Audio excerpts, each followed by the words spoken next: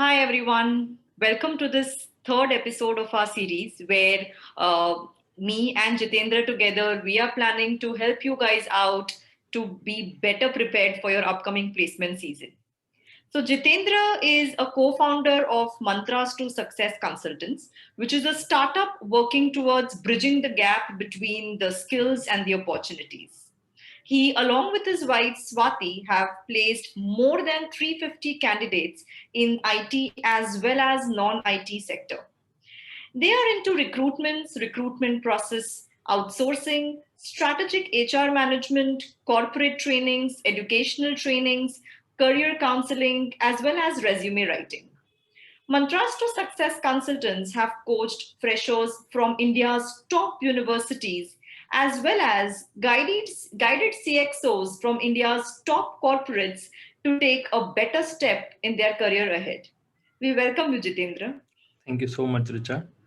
Yeah. So the most important part in any placement season that is the resume building. So how how do we how do we define a good resume in as per your experience? Right. So after discussing about, how to build the profile and how to go an extra mile, this is the time to present all that you have done, all the hard work that you have put in the best possible way, because we all know that resume screening is the most initial stage of your selection process in any company or any organization that you apply for. So if your resume does not showcase your work in a good way, somehow you cannot go into the next round and your candidature is rejected in that very stage, right? Yeah. So as Jitendra asked, how do we define a good resume? So the answer lies just within what I just said, that it the good resume is one which can, in a best concised way, in the most smart yet simple way, define your profile very clearly to the recruiter. All other students have to keep in mind that generally, on an average, a recruiter spends only 6 seconds on your resume. Yes, 6 seconds. I have not made a mistake. So, when I talk about this timeline, it's, of course, you will understand that the recruiter generally skims through your resume. So a good resume is one which can highlight those important points which should be visible to the recruiter right when he puts his first glance on that sheet of paper. So that would be my take on this, Jitendra. Yeah. Yeah. Absolutely agree with this. Uh, so what are the kind of informations that you would like to see on a resume, Richa? Because I see a Right, lot right. of resumes, people putting all sorts of information in the resume, even sometimes information that is not required. Correct, correct. So, in fact, this is a very, very important and a crucial thing that we see in most of the resumes that we come across. Sometimes I think students forget the difference between resume and biodata, Yeah, yeah. right? So, it is very, very important to address over here that biodata is a document that you use for personal use, for specifically for matrimony uses, but resume is a document that you are using on a professional ground to connect and to apply for professional positions, posts. So only relevant information has to be there on the resume, right? Sometimes putting in that extra irrelevant information gives a very, very negative kind of image. It builds a negative image in the mind of a recruiter. So when I talk about what should be there on the resume, so what should be there first is, in terms of personal information, is your name, is your email ID, your contact number, very, very important, an active contact number, right? If you have a LinkedIn account, and you should have a LinkedIn account, then a LinkedIn ID. If you have any personal website, that is what you can put. That's it. No more personal information. So I think after I talk about what we should have, I'm going to give it back to Jitendra to discuss what we should not have. Okay. All right. Yeah. So, going ahead with what we should have. So, next comes your academic qualifications, your degrees, your institutes from where you have gained your degrees, and your marks, of course. Next comes your internships or your work experience details, extremely important. And specifically for freshers, internships and projects plays a very important role. So, that should be one section. Next is your certification section, certifications or any additional courses that you have pursued. Next comes your section of extracurricular activities in different areas like your leadership roles, your sports activities, clubs, committees, social activities, all those areas.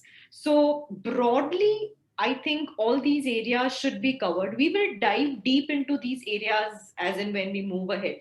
But before that, Jitendra, what we should not have? Yeah, so this is a very important question of about what we do not want to put it in your resume. So on a daily basis, I come across 50 to 60 resumes, and I see people putting irrelevant stuff like what is my caste, what is my religion, what is my height, what is my weight.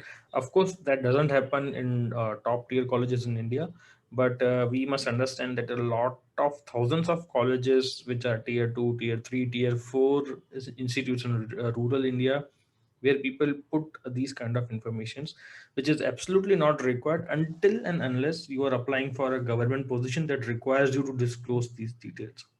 But if you're applying for a private sector, all these details are not required. I have seen people put adjectives like go getter, hard worker, disciplined, self starter, self motivator.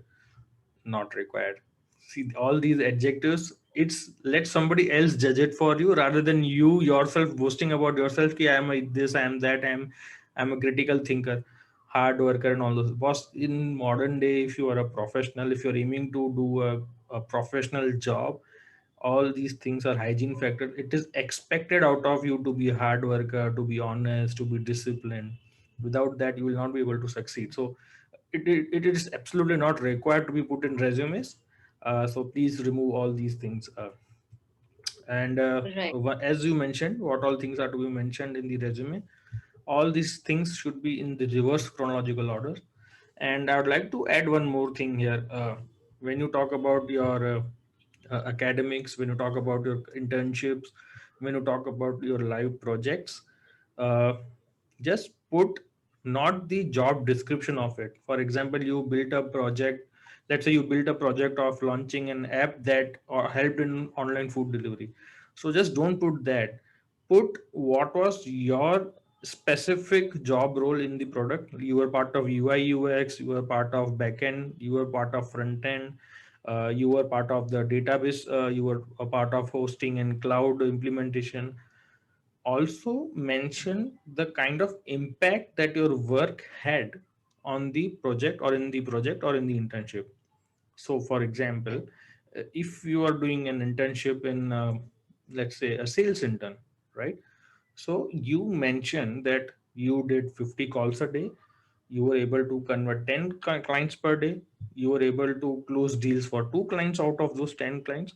So you highlight what was your achievement in that particular job role or internship or the project work that you are taking.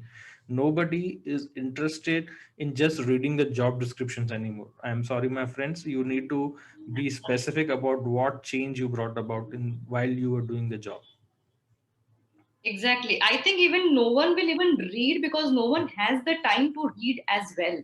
Yeah. So try to, as Jitendra rightly said, try to quantify your work in the best way possible, your work and your result. So Yeah. as I give the example of, let's say if you are a sales, or if you have done into a sales job of, or you are into a business development intern, talk about X number of leads generated, X number of Y number of leads converted, if you were, let's say, a social marketing intern, talk about X number of followers added to YouTube, LinkedIn, etc. talk about the results in numbers.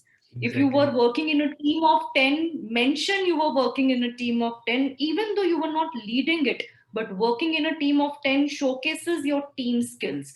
Just mentioning working in a team versus working in a team of 10 will create an impact. So try to quantify these details.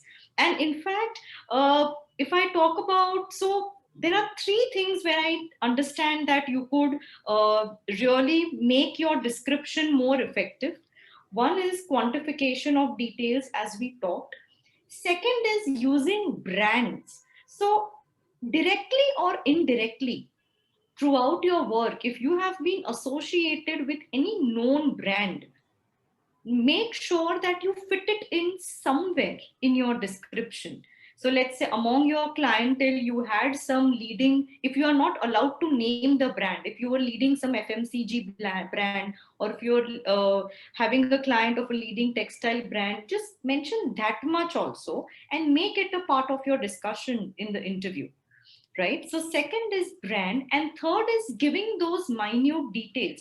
Now what do I mean by this is, let's say I saying that I was a part of a marketing strategy team versus I saying I devised B2L strategies, I devised A2L strategies. Now mentioning those names will matter rather than making a generic statement like I was just devising marketing strategies. So these three things, brands, quantities, details, makes a huge difference when it comes to work experience description and internship description. So this applies to freshers as well. Yeah. Just one more additional hint when Richa talks about quantifying, and if you are completely confused how to quantify your job, remember 2 to 3 points. So when we talk about quantifying, you can quantify your jobs, your effort in following ways.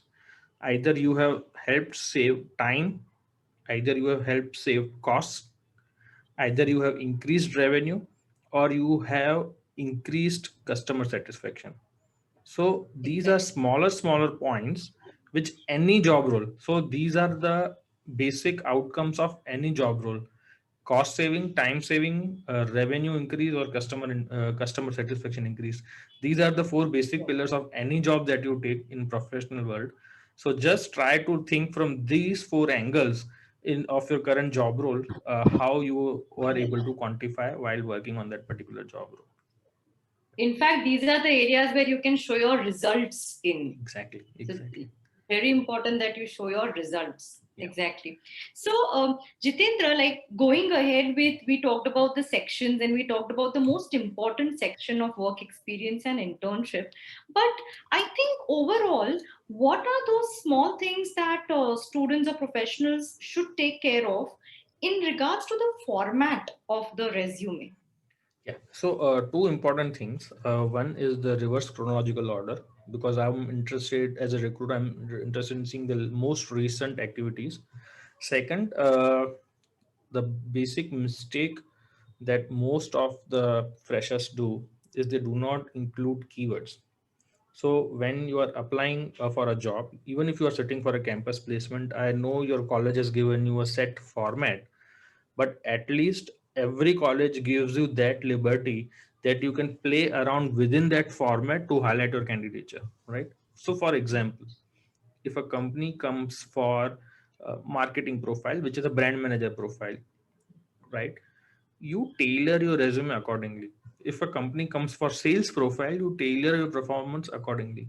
A lot of companies, they ask for resumes upfront, right, before coming to the college or before coming into the campus. So a lot of times these resumes get passed through an ATS, whereby they will be short screened by a software based on certain keywords, and then the HR would be saying, okay, we have shortlisted these people, so we want only these people to come for the interview. Now, even Yes. if you were clearing all other criteria of percentages and eligibility, but you missed out on these this opportunity because your resume did not include certain keywords that the recruiter was looking at, right? And this also applies true for people who are trying for jobs outside the campus. Okay, so ATS, Exactly. the keywords, because based on the job descriptions, is a big part of any resume. And a good strategy would be to tailor a resume based on the job that you are applying for. A one size fits all strategy doesn't work in terms of when it comes to resumes and job applications. So reverse Right. chronology, a resume having right amount of keywords, exact amount of keywords for the job that you are trying to apply, uh, and a quantification of the kind of work, the internships, the projects that you have done is the key ingredient of a good resume.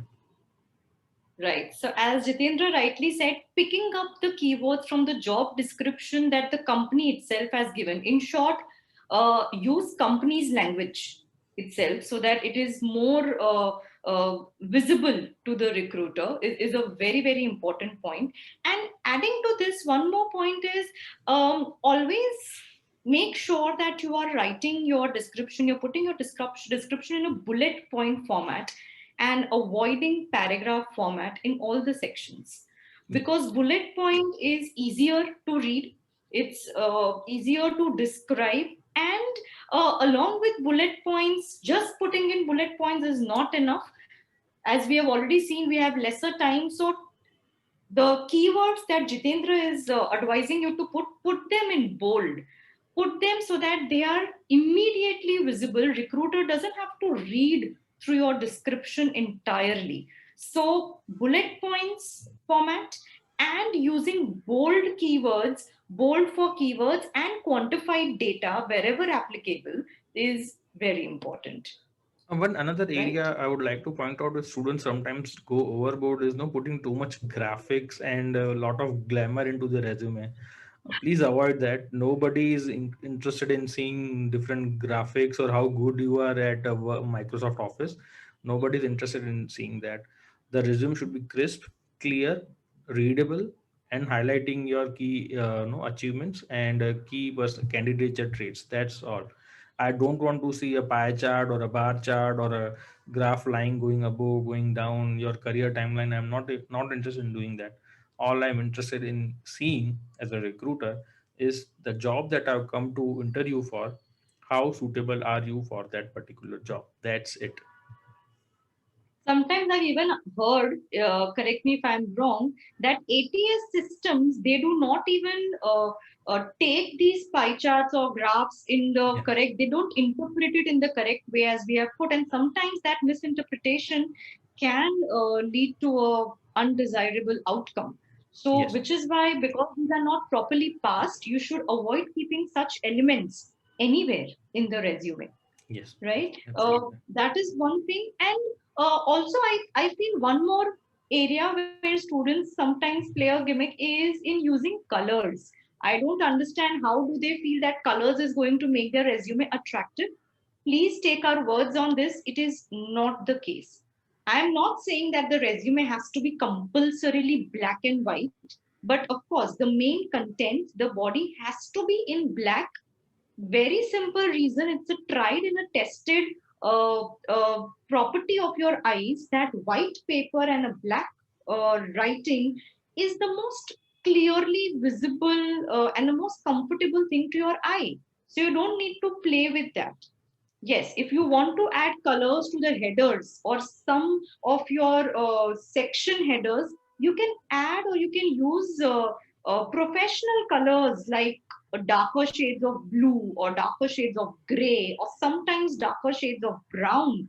But avoid using any other family of colors anywhere on the Absolutely. resume. Absolutely. As I mentioned, I would rather have substance inside the substance rather than an attractive packaging. So just consider it Right. in the same way. It's not about the attractive packaging; it's about what's inside that particular package. So make your resume stand out in terms of the content it carries, rather than in terms of the how that content is presented. Right? I would have rather have that kind of a feeling for as a recruiter myself. Right.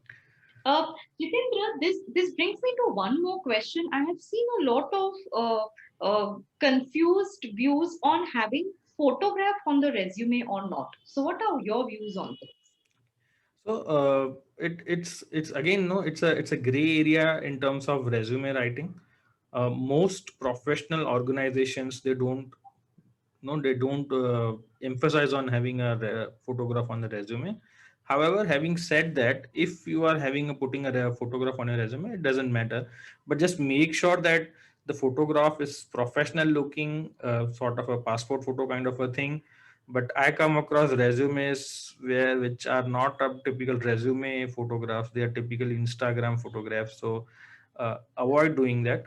Huh, until and unless you are no, applying for a job in a creative field, like maybe a modeling assignment or an acting assignment, then it's okay to have a different photographs. But if you are, as long as you're applying for a professional job, make sure that there is a photo, the very professional photo. Again, some older organizations, they don't ask for photographs. Even in the west also, photograph is not required, but in India the trend of putting a photograph is increasing.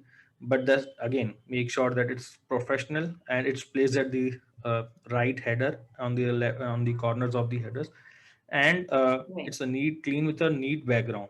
So a lot of times I see Exactly. people putting, standing on mountains, standing on beaches, and putting the photos in the such photos on the resume. Avoid doing that. Put it Right. other with a neat and a clean background. And I think sometimes photographs can also create an unnecessary bias in the Yeah. minds of a recruiter even before they meeting you, which Yes. is why I personally feel it's always a safer way of not adding photograph unless they have specifically or explicitly asked you to. Yeah. Yeah. Yeah. I Right. agree on that point. Yes. Okay. Yeah. All right.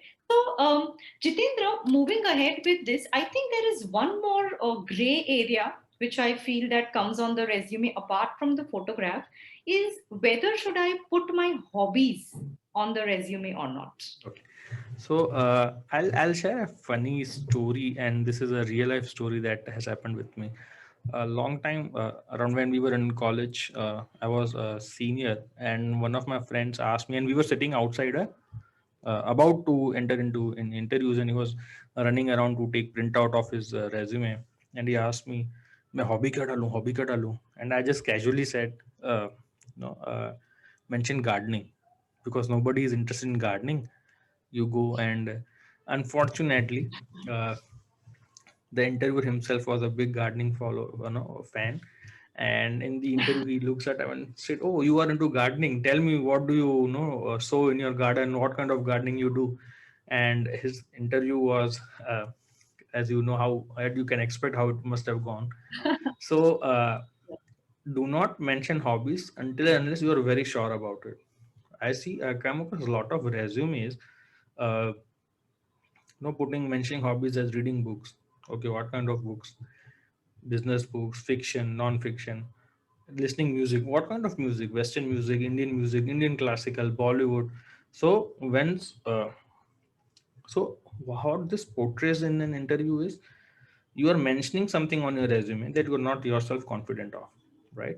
So if I ask Right. you, okay, which kind of music do you listen, and you say, sir, Indian music, and I say, what kind of Indian music, and you say classical, then you must should be aware of what kind of different kind of ragas, what kind of different types of dhuns and all those things, etc. I'm also not an expert.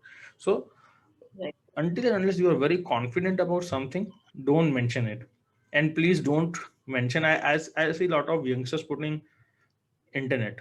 Arey bhai, what on internet? Do you like creating something on the internet, browsing internet? What kind of internet doesn't specify anything, right?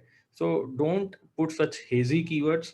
Ki internet, listening to music, cooking. Okay, if I ask you There's cooking, then what nowadays kind of the cooking?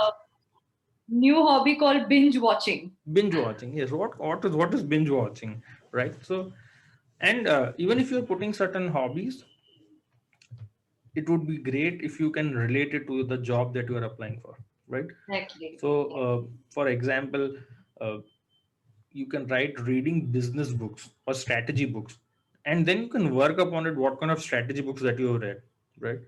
Right. But if you just blandly write something, it can go against you. And thankfully my friend did get a job at a later stage of life, so he spared me for that mistake. Right, right. And I also feel along with this point, so generally the ideal length of a resume is a one page resume. unless and until you have had an extremely intense work experience for longer duration, or you have been changing your roles frequently.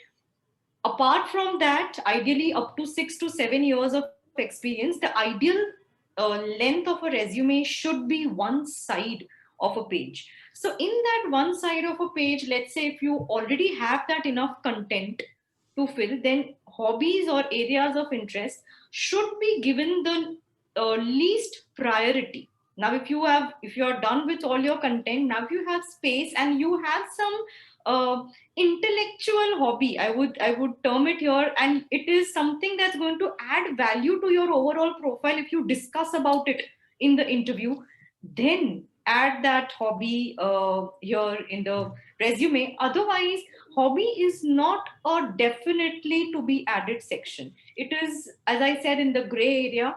Yeah. You have to take a call if your hobby is good enough to be See, added. It is nothing bad not to add a hobby, so yeah. you may avoid it. See, Yeah. I always tell to all my clients and all my candidates, an interviewer knows you, knows something about you, only the aspects that you want to reveal it to him or her, right? So resume is that medium through which you reveal yourself to the interviewer. Now it's up to you, Correct. what aspects of your life do you want to reveal. If you want to reveal Right. positive sides, you will be able to drive the interview. If you want to reveal some hazy or gray areas, he or she will drive the interview and not you. So resume is a Correct. good tool for you to drive the interview and convert your possibilities to get into that particular job that you're applying for. Absolutely. Absolutely.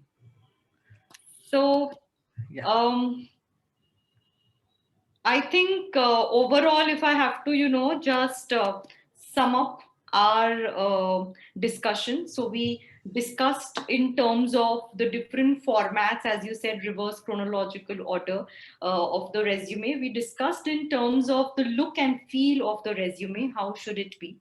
What should be added, should not be added, avoiding personal information like height, weight, caste, gender on the resume is a must. Even I would say your complete postal address is not required unless No. explicitly asked on Yes. the resume. Apart from that, next, the most important point that we discussed is how to add important details to make it look more effective. So we talked about quantifying your details, mentioning brands wherever applicable and possible, and giving those minute details, and not just putting down generalized statements about your work. Also, not forgetting to mention your achievements or your any major milestones that you have achieved during your work becomes very, very important when it comes to resume, Absolutely. right? So apart from that, we discussed about the extracurricular sections, the gray areas of photograph and hobbies. So Jitendra, you might add anything if I've missed out No, in the I, summary. I, I think we've almost added everything, and just just keep that in mind that you want to portray something about yourself to the recruiter, and just prepare your resume accordingly. That what aspects of your life do you want to portray towards the recruiter. That's it.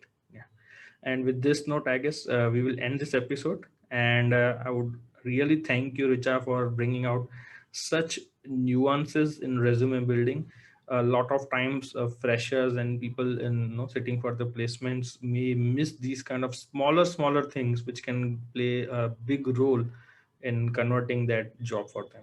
Thank you so much, Richa. We will see you again in the next and the final episode of interview tips, tricks, and FAQs.